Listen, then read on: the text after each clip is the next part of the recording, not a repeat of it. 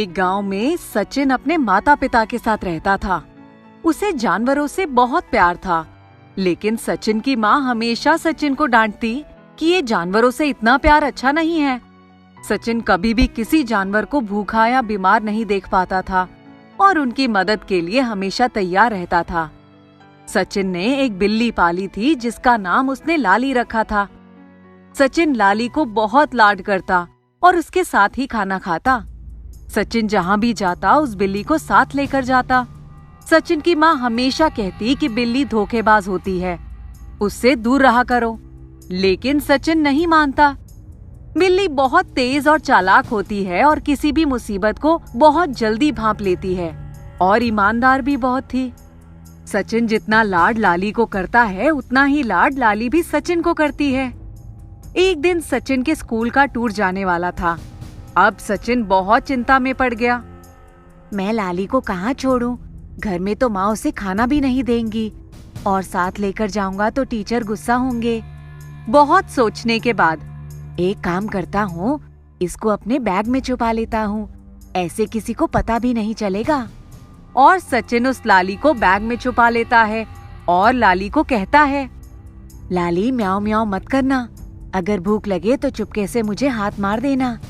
लाली बहुत समझदार रहती है और सचिन की बात को समझ जाती है। अब सचिन टूर पर जाने के लिए तैयार हो जाता है। तभी माँ पूछती है, सचिन बेटा तुमने लाली को कहाँ रखा है? माँ मैंने उसको राहुल के घर छोड़ दिया है, जब मैं टूर से वापस आ जाऊंगा तो ले आऊंगा। अच्छा हुआ। चलो माँ अब मैं चलता हूँ।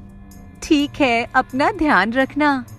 और सचिन टूर पर निकल जाता है। जैसे ही उनके स्कूल की बस जंगल वाले रास्ते से गुजरती है, बस को कुछ डाकू घेर लेते हैं।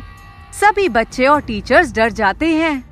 चलो चलो जल्दी जल्दी, पैसे और जो भी जेवर है हमें सब दे दो। बच्चों के पास तो कुछ नहीं होता, लेकिन बाकी टीचर्स के पास जो भी सामान होता है डाकू लूट लेते हैं और सभी बच्चों को बंदी बना लेते हैं और उनके माता पिता को पैसों के लिए खबर भेजते हैं। लाली सारी परिस्थिति को चुपके से देखती है। सचिन उसको चुपके से एक चिट्ठी देता है और कहता है कि ये चिट्ठी जाकर पुलिस को दे दो।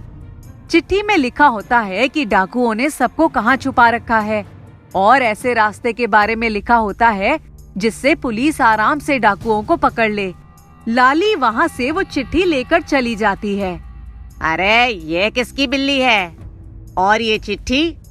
जैसे ही पुलिस चिट्ठी पढ़ती है, समझ जाती है और उस जगह पहुंच जाती है। पुलिस को देखकर डाकू घबरा जाते हैं और भागने लगते हैं। जैसे ही वे भागते हैं, पुलिस उनको पकड़ लेती है और उस बिल्ली और सचिन की बहुत तारीफ करती है। सब फिर टूर पर जाते हैं और जब वहाँ से वापस आते हैं तो सचिन और उसकी बिल्ली लाली को उनकी समझदारी के लिए राष्ट्रपति पुरस्कार देते हैं। सचिन अपने घर आकर माँ को कहता है, देखो माँ, लाली ने कितने सारे लोगों की जान बचाई। हाँ बेटा, मुझे अपनी गलती का एहसास हो गया। अब वे लोग लाली को बहुत लाड और प्यार से रखते हैं।